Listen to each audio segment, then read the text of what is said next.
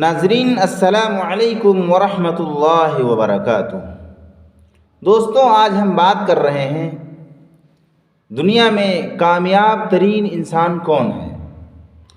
دوستوں، دنیا میں کامیاب اور قابل عزت و احترام اس شخص کو سمجھا جاتا ہے، کہا جاتا ہے جو دنیاوی مال و متاع کے اعتبار سے، عہدہ اور منصب کے اعتبار سے سب سے زیادہ بلند و بالا۔ لیکن حقیقت میں کامیاب شخص وہ ہے جو اللہ کی رضا، اس کی خوشنودی حاصل کر کے جہنم کی ہولناکیوں سے بچ کر اپنے آپ کو جنت کا حقدار بنا لے۔ اور دنیاوی زندگی تو ایک دھوکہ ہے۔ دنیا میں آدمی کتنے دن تک رہے گا کوئی پتہ نہیں ہے۔ انسان اپنی تجارت کو بڑھانے کے چکر میں لگا ہوا ہے، اپنی پراپرٹی کو زیادہ بنانے کے چکر میں، اپنے بینک بیلنس کو زیادہ بنانے کے چکر میں لگا ہوا ہے، بلند و بالا عمارتیں کھڑی کرنے کے چکر میں لگا ہوا ہے۔ لیکن اس کو یہ نہیں معلوم کہ اگلے دن ہم اس گھر میں رہ پائیں گے بھی نہیں، اگلے دن ہم اس تجارت سے فائدہ حاصل کر پائیں گے بھی نہیں۔ تو اس سے پتہ یہ چلا کہ دنیاوی زندگی ایک دھوکہ ہے، دنیا خود ہی ایک دھوکہ ہے۔ دوستو، انسان جسم اور روح سے مرکب ہے، جسم اور روح سے بنا ہوا ہے۔ جسم کے الگ تقاضے ہیں اور روح کے اپنے الگ تقاضے ہیں۔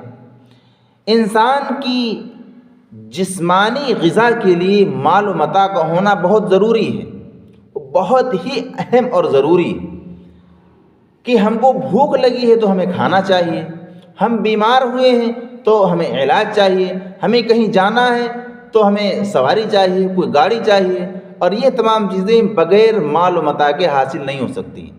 اس سے پتہ یہ چلا کہ دنیاوی زندگی کے لیے، یعنی اپنی جسمانی زندگی کے لیے، اپنے جسم کو فروغ دینے کے لیے، اس کی تعمیر و ترقی کے لیے مال و متاع کا ہونا بہت ضروری ہے۔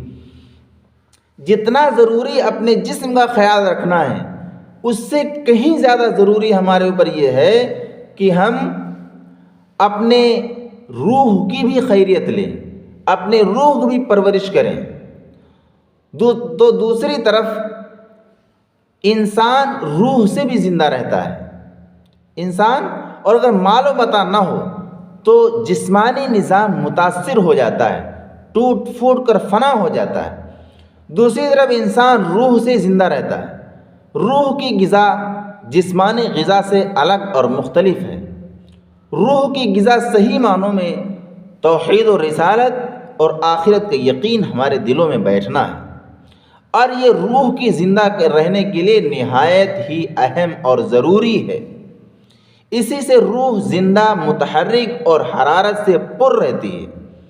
یعنی جسم اور روح کے دونوں تقاضے ہمارے لیے ضروری ہیں، اور جسم کے تقاضے کے لیے حلال مال کا کمانا یہ ضروری ہے، اور روح کی ترقی کے لیے، اس کی غذا کے لیے ہمیں اپنے عقیدے کی اصلاح اور اعمال صالحہ کرتے رہنا یہ اصل بنیاد اور اس کی کنجی ہے۔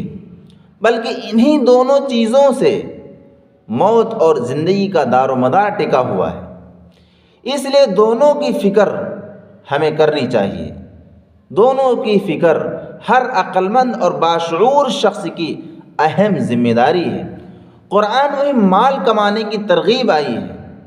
قرآن میں ہے کہ فَإِذَا قُضِيَتِ الصَّلَاةُ فَانتَشِرُوا فِي الْأَرْضِ، اللہ کی عبادت اور بندگی سے فارغ ہو کر رزق حلال کے لیے میدان میں نکل جاؤ، زمین میں چل پڑو، زمین میں اپنے آپ کو بچھا دو، یعنی زمین میں نکل پڑو، اور روزی میں حلال مال کمانے اور حرام کمانے سے بچنے کی تاکید کی گئی ہے۔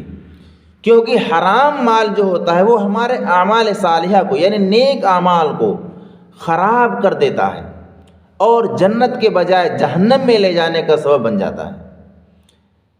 لیکن حدیث میں بھی آیا ہے کہ ایک ایسا زمانہ آئے گا کہ آدمی کو اس کی کوئی ضرورت نہیں ہوگی کہ اس کا مال حرام طریقے سے آ رہا ہے یا حلال طریقے سے آ رہا ہے، بس خواہش یہ ہوگی بس آ رہا ہے، آنا چاہیے، آ رہا ہے بہت اچھی بات ہے، جبکہ اس کے سامنے حلال و حرام کی تمیز کا مادہ بھی ہوگا، یعنی اس کے سامنے یہ بات واضح طور پر بیان کی جا چکی ہوگی کہ یہ چیز حرام ہے، یہ چیز حلال ہے، اس کے باوجود بھی اس کی کوئی پرواہ نہ کر کے وہ مال کو کمانے اور اکٹھا کرنے کے چکر میں لگا رہے گا۔ تو اصل کامیابی کا راز ہمیں پہچاننا ضروری ہے۔ اللہ ہمیں سمجھنے کی توفیق